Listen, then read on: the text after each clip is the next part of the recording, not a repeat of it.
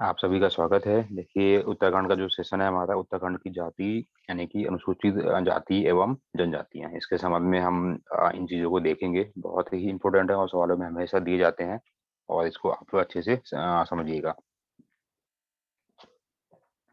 देखिए, इस वाले सेशन में हमें क्या क्या चीज़ें लगभग देखनी है। पहले उसकी रूपरेखा को हम देख लेते हैं कि सबसे पहले हम जानेंगे कि एससी एसटी की जो जो भी ये परसेंटेज है वो हमारे उत्तराखंड में लमसम जो है जो कितनी कितनी है, और किन किन वो जिलों में लमसम कितने परसेंटेज है वो जानेंगे हम। और उसके बाद में हम, और बेसिक रूप से इस वाले सेशन का जो मेन उद्देश्य है वो है एसटी यानी कि अनुसूचित जनजातियों के संबंध में हमको देखना है, क्योंकि इसी से संबंध में कई बार सवाल दिए जाते हैं। हालांकि आप सभी जानते हैं कि अनुसूचित जनजातियों के मतलब जो भी जनजातियां हैं वो हमारे यहाँ पर उत्तराखंड में ज्यादा नहीं है। तो मुश्किल से रूप से लगभग 5 या 6 ही जनजातियां हैं फिर पाई जाती हैं। वो कौन कौन सी हैं? जौनसारी, भोटिया, थारू, बोक्सा, राजी, और इससे संबंधित और कुछ, ठीक है, जो कि यही आपके इम्पोर्टेंट है। और उसके बाद में हम इस सेशन में वन बाय वन एक एक जनजातियों के बारे में हम जानकारी लेंगे। तो चलिए हम स्टार्ट जल्दी से मैं कर दूं।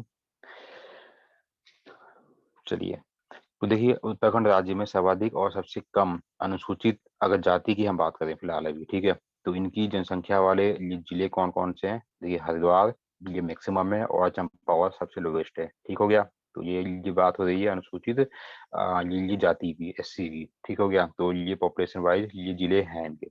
अब हम कुछ ये जिलों को हम देख लेते हैं जो कि सर्वाधिक अनुसूचित जातियों से संबंधित वो जिले हैं जो कि घटते क्रम में है। कौन कौन से हैं? तो सब तो नंबर 1 पर हरिद्वार है, अभी हमने यहाँ पे देखा है। तो हरिद्वार, इसके बाद में इससे लोवेस्ट आपका उधम सिंह नगर, फिर इससे लोवेस्ट यानी कि डिसेंडिंग ऑर्डर में फिर आपका देहरादून है, फिर आपका नैनीताल, फिर अल्मोड़ा। तो इतने आपको ध्यान नहीं देने, बस शुरू के लिए 3 आपको ध्यान देने हैं: हरिद्वार, उधम सिंह नगर और देहरादून। इसका मतलब है कि हरिद्वार एच, उधम सिंह नगर और देहरादून। तो ये इसकी शॉर्ट फॉर्म ये बन गई है, ठीक है, तो हुड। ठीक है, तो ये आपको याद होनी चाहिए एससी के केस में। अब हम यहाँ पे देखते हैं, यानी कि सबसे ये तो मैक्सिमम के केस में हमने देखा है जो कि डिसेंडिंग ऑर्डर में। अब हम देखेंगे मिनिमम जो कि असेंडिंग के रूप में होंगे, यानी कि सबसे कम जनजाति की संख्या जो कि ये बढ़ते ये वे में देखनी है। ठीक हो गया, असेंडिंग वे में।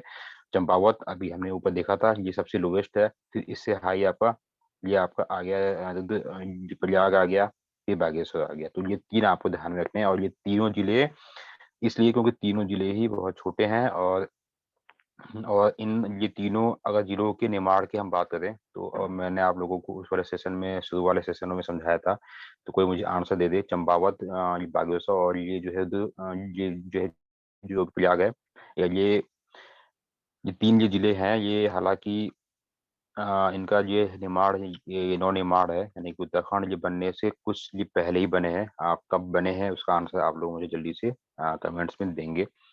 जल्दी से दीजिए मुझे, क्योंकि ये सब चीजें भी आ सकती हैं कभी भी। आगे हम बढ़ते हैं। अनुसूचित जाति एससी की सर्वाधिक और सबसे कम जनसंख्या ये प्रतिशत वाले जिले। अभी हमने ऊपर ये जो पॉपुलेशन वाइज अभी हमने जाना, अब हम जानेंगे यहाँ पर इन परसेंटेज वे में। ठीक है, तो परसेंटेज की हम बात करेंगे तो बागेश्वर में एससी का, अनुसूचित जाति का परसेंटेज पॉपुलेशन सबसे मैक्सिमम है, और देहरादून में सबसे मिनिमम है। ठीक हो गया। तो इतनी चीजें आपको 2 चीजें मालूम होनी चाहिए। चलिए, आप लोगों ने आंसर सही दिया है, 1997। चलिए, तो अब जो है जिस रूप में हमने यहाँ पॉपुलेशन वाइज ये जिलों को अभी देखा था, उसी रूप में हमें ये परसेंटेज वाइज में भी देखना है। यानी कि अनुसूचित ये जाति से संबंधित जो है ये प्रतिशत में 4 ये जिले ऐसे जो कि घटते क्रम में। तो सबसे नंबर 1 पे आपका बागेश्वर है, अभी हमने इस वाले पॉइंट में यहाँ पर लगभग देखा था इन परसेंटेज में। दूसरा आपका आता है पिथौरागढ़, और तीसरा आपका आता है उत्तरकाशी। ठीक है, अगर परसेंटेज की हम बात करें तो इसमें अगर आप एक ही नाम ध्यान भी में भी रखेंगे तो भी आपका काम मतलब कि हो जाएगा। यानी कि अगर ये नीचे की अगर चीजें आप नहीं भी ये देखते हैं, और यहाँ पर केवल ये बागेश्वर और देहरादून का नाम अगर ध्यान में रखेंगे मैक्सिमम और मिनिमम में, तो भी आपका काम हो सकता है। ठीक है, तो क्योंकि यहीं तक के सवाल जनरली पूछे जाते हैं। ठीक है, चलिए और हम बढ़ते हैं आगे। अब देखते हैं आरक्षण की अगर हम बात अगर करेंगे तो लोकसभा में कितनी सीटें अनुसूचित जाति से के लिए सुरक्षित हैं? तो टोटल देखिए, आप सभी जानते हैं कि लोकसभा की सीटें हमारे उत्तराखंड में टोटल 5 है। तो इन जो है, जब पांचों में एक सीट जो है रिजर्व है, वो एससी की है। और वो कौन सी है?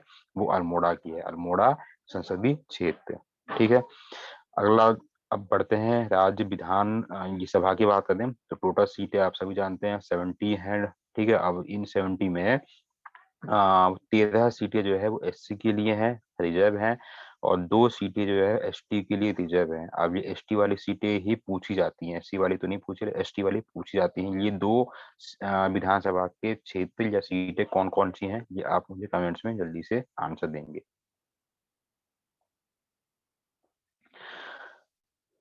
ठीक है। तो अब हमने उस सेशन को देख लिया है। अब हम जानते हैं अनुसूचित ये जनजातियों की सेशन, यानी कि अब यहीं से इसको डिटेलिंग में हम देखेंगे। आप सभी जानते हैं कि उत्तराखंड में मुख्य रूप से, यानी कि देखिए यहाँ पे एक शब्द है, ये मुख्य रूप से, यानी कि ये जनजातियां ऐसे हैं जो कि मुख्य रूप से पाई जाती हैं, जो इंसारी, थारू, भूटिया, बक्सा और ये राजी, फिर आगे वर्ड लिखा हुआ है आदि। इसका मतलब ये नहीं है कि जो अंसारी थारू भूटिया और इनके अलावा कोई भी जनजाति होगी ही नहीं, होगी, लेकिन हो सकता है कि उनकी क्वांटिटी इतनी न्यूनतम हो, इतनी न्यूनतम हो कि उनके जो है बारे में कुछ भी मालूम जो है अब ना चल रहा हो, ना ही कभी जो है पूछा जाता है, इसलिए। ठीक है। तो अब इनको 1967 में ही अनुसूचित जनजातियों का दर्जा जो है ये दिया गया था। ठीक है। ये भी ध्यान में आपको यहाँ पर जो है रखना है। और इन ये 5 जनजातियों के अलावा राज्य में राठी आदि जनजातियां भी निवास करती हैं। ठीक है। लेकिन इनकी आबादी बहुत ही सूक्ष्म है, जैसा कि मैंने अभी आपको समझाया। अगला है आपका, आप देखिए उपरोक्त ये 5 जो जनजातियां आपके लिखी गई हैं, ठीक हो गया, तो इनमें से सर्वाधिक जनसंख्या वाली जो जनजाति है वो आपकी थारू है। ठीक है। एक समय पर ये जौनसारी ये मानी जाती थी, लेकिन अब क्या है कि अब थारू नंबर 1 पर ये आ चुकी है, ध्यान में रखना है। और जौनसारी नंबर 2 पर है। ठीक है। अगर आपके पास में अब देखिए मेरे पास ये जो है बीच बीच में कभी बहुत से लोगों से बात मेरी होती है, तो वो लोग मुझे बाद में कहते हैं कि सर अभी बीच में मैंने कोई एक सेशन लिया था, तो एक मैंने सवाल हालांकि मैंने सही बताया था, उनका मैसेज आया था मेरे पास कि सर इसका आंसर तो आपने ये बताया था, इसका आंसर तो ये है। तो फिर मैंने उनसे उनसे पूछा कि आप उत्तराखंड की जो है जो भी कौन से ईयर की या किस एडिशन की बुक आप आपके पास है या पढ़ रहे हैं। तो उन्होंने मेरे से कहा कि सर 2014 वाली बुक है मेरे पास। तो ठीक है। तो मैंने कहा कि भाई ऐसा आप जो है इस बुक को रखिए और लेटेस्ट वाली बुक मतलब लीजिए, आप बाय कीजिए, वरना आप यानी कि आपका आंसर गलत हो जाएगा। तो इसलिए हमेशा ही मैंने आपसे कहा है कि लेटेस्ट बुक को ही फॉलो करो। ठीक है जी, तभी आपका आंसर सही होगा। क्योंकि अगर अभी आप 2012 की बुक को फॉलो करोगे, जबकि जहाँ आप अगर 14 की, तो उसमें जो अंसारी ही वो जो दिखा रखा है कि जो अंसारी जो है इसके पहली नंबर 1 पर है। लेकिन अब क्या है कि अब जो इस समय की है पॉपुलेशन है, वो अभी इनकी जो है बढ़ चुकी है। ठीक है। तो बात समझ में आ गई सभी के या नहीं, जल्दी से मुझे बता दो। और मैंने कुछ पूछा भी था आप लोगों से, आप लोगों ने आंसर दिया नहीं दिया। एसटी की जो 2 सीटें हैं कौन कौन सी हैं आरक्षित हैं जो विधानसभा के लिए, जल्दी से नाम बताओ। ये एक सवाल आया भी था, इसलिए फिर से आ सकता है। आंसर नहीं दोगे तो फिर रिविजन आपका नहीं होगा। तो अगला है आपका, देखिए तो राज्य में सर्वाधिक और सबसे ये कम अनुसूचित जनजाति की आबादी वाले ये जिले कौन कौन से हैं, यानी कि एसटी पॉपुलेशन से न्यूनतम, सर्वाधिक और न्यूनतम जिले हैं आपके ऊधम सिंह नगर में सर्वाधिक और रुद्रप्रयाग में न्यूनतम। तो ये भी बात आपको ध्यान में रखना है। ठीक है। और ऊधम सिंह नगर में ही थारू जनजाति जो है अधिकतम रूप से निवास करती है। ठीक है ना। ठीक है। आपका आंसर, एसटी में 2 सीटें हैं, एक नाना मत्ता और एक है चक्राता विधानसभा। ठीक है। चलिए हम बढ़ते हैं आगे। अब आते हैं पॉपुलेशन वाइज, यानी कि एसटी की पॉपुलेशन वाइज हम देखते हैं कि सबसे मैक्सिमम जो पॉपुलेशन है उसे डिसेंडिंग ऑर्डर में। अभी हमने 2 चीजों को देख लिया, ये मैक्सिमम है, रुद्रप्रयाग में क्या है, न्यूनतम है। तो वैसे ही यानी कि डिसेंडिंग ऑर्डर में हम देखेंगे 3 जिलों को, ऊधम सिंह नगर, देहरादून और ये यहाँ पिथौरागढ़ है। ठीक है। अगर इस केस में भी आपको अगर तीनों नहीं पढ़ने हैं तो फिलहाल ऊधम सिंह ये जो है नगर जो मैक्सिमम है वो आपको ध्यान में रखना है, और जो न्यूनतम है ये आपको ध्यान में फिलहाल यहाँ पर रखना है। ठीक है। चलो अब हम बढ़ते हैं परसेंटेज वाइज में। अभी हमने पॉपुलेशन वाइज या अभी देखा परसेंटेज वाइज में।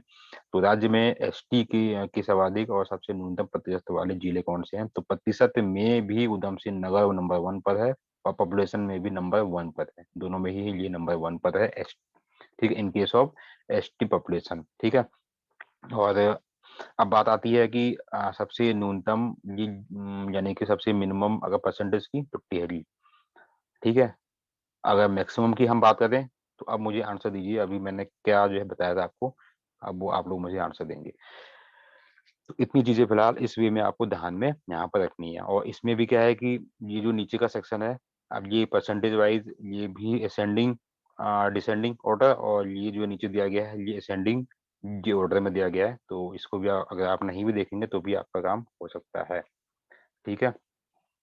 तो लेकिन ये बेसिक रूप से जो मैंने आपको समझाया ये चीजें आपको आनी ही चाहिए, और नहीं आएगी तो फिर बहुत ही लॉस आपका होने वाला है। तो इसमें जो पहली जनजाति का नाम आता है जौनसारी जनजाति। तो देखिए जौनसारी जनजाति राज्य का दूसरा, राज्य का, ठीक है, आप इस लाइन को देखिए, राज्य का दूसरा जनजाति समुदाय है। तो पहला कौन सा है अब बताओ मुझे जल्दी से, ये पहला जनजाति समूह कौन सा है जिसकी ये जो पॉपुलेशन सर्वाधिक है, ठीक है, थारू है, और यह जनरली उधम सिंह नगर में निवास करती है, ठीक है। अब हम गढ़वाल क्षेत्र की हम बात करेंगे। तो गढ़वाल क्षेत्र की सबसे अधिक यानी कि सबसे ये बड़ा जनजाति ये समूह है, केवल गढ़वाल की हम बात करेंगे तब।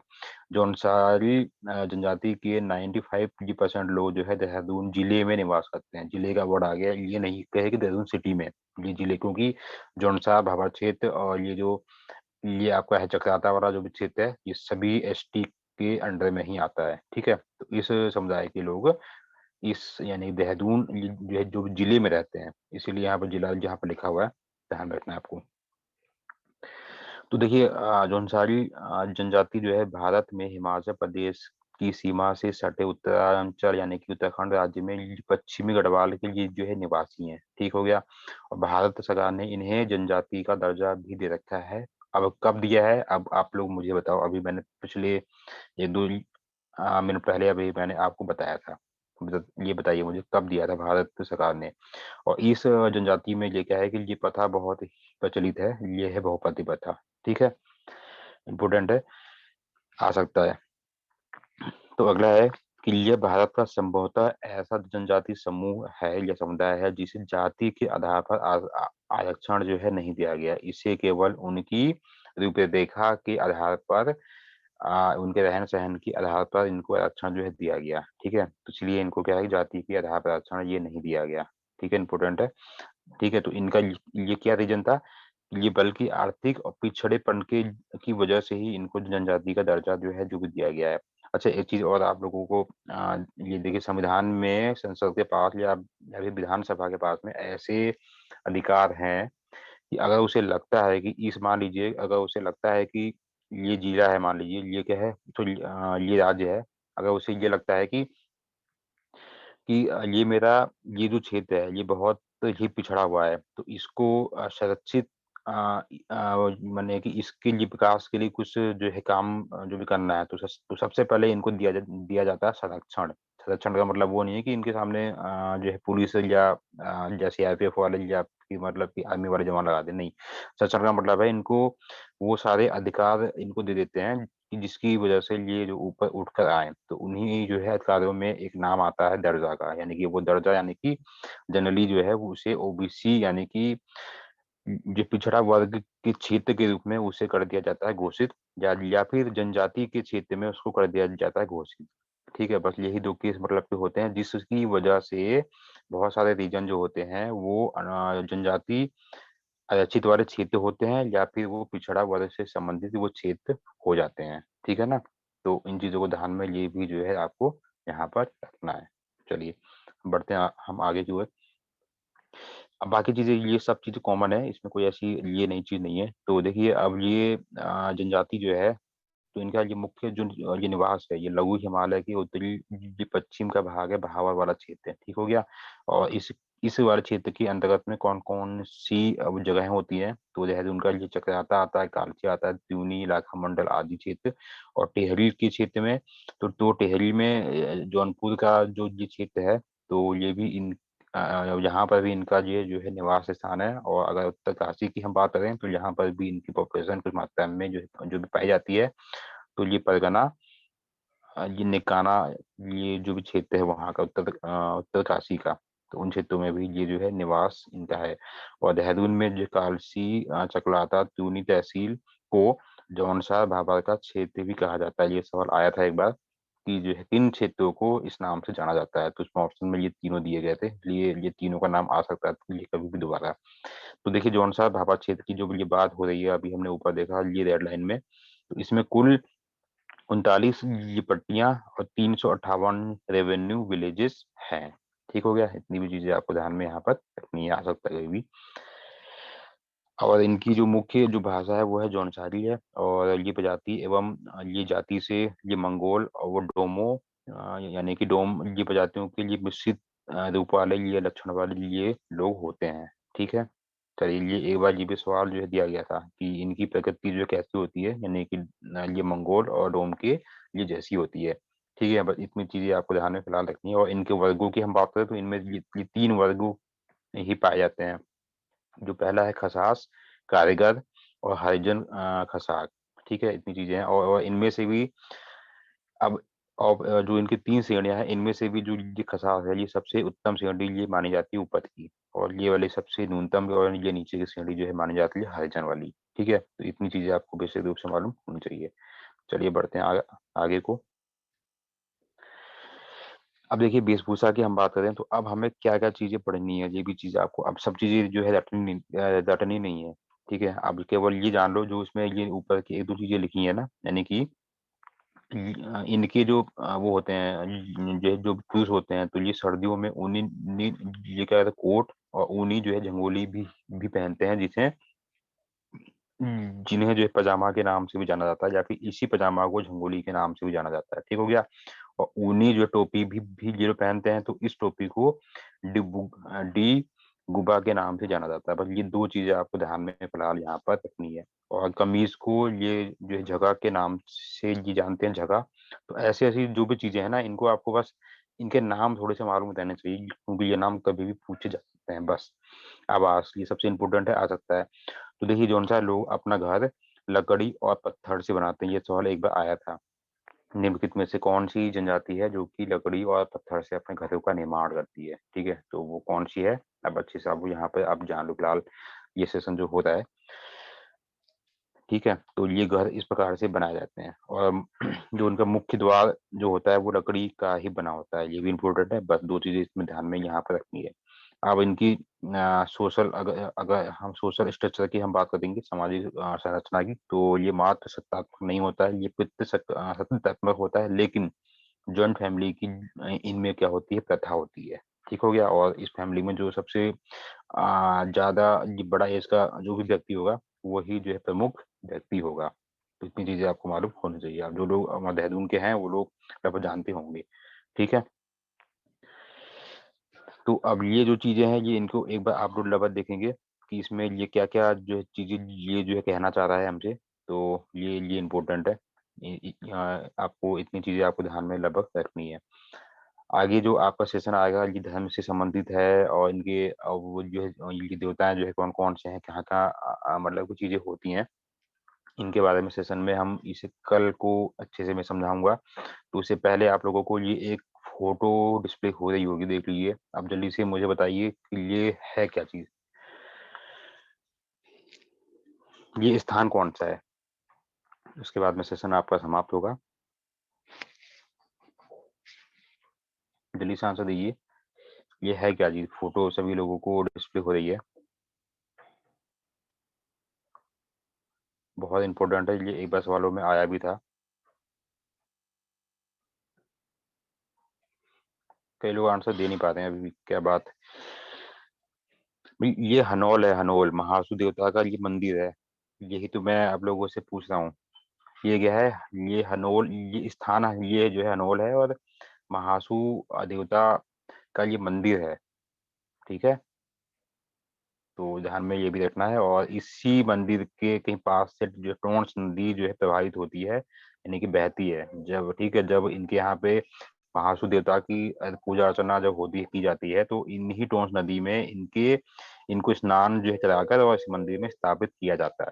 ठीक है, तो हनोल का नाम ध्यान में आप लोगों को ये रखना पड़ेगा। हो सकता है पूछ दे कि हनोल ये तीर्थ स्थल जो है ये किस जनजाति से संबंधित है, तब आप लोगों का आंसर जो है क्या होगा। तो ये सब चीजें बेसिक रूप से मालूम होनी चाहिए। ठीक है, तो आपका आज का मैं सेशन करना चाहूंगा यहीं पर समाप्त, और कल इसे मैं करूंगा जो कंप्लीट। ठीक है, तो ध्यान में आपको जो है जो भी रखना है इम्पोर्टेंट ये सब चीजें हैं।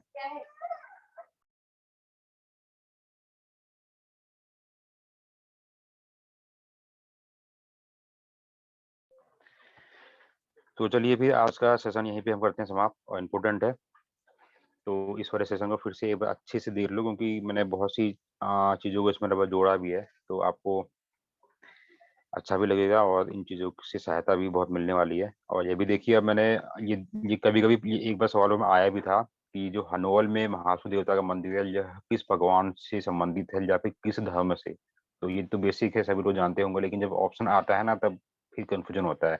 ठीक है? तो ये शिव और हिंदू ये धर्म से संबंधित है। ठीक है ना? क्योंकि ऑप्शन में पांडव भी लिखा होगा, क्योंकि बहुत लोग फिर जो है पांडव भी ऑप्शन जो है लगा देते हैं। क्यों? क्योंकि जौनसारी लोग आप सभी जानते होंगे ये अपने आदि जो भी भगवान है ये पांडव को ही मानते हैं।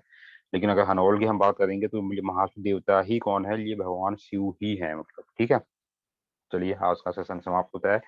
इसको एक बार रिविजन भी करना है, जो होमवर्क मैंने दिया है उससे कंप्लीट करके आप लोग कल ऐड होंगे कल।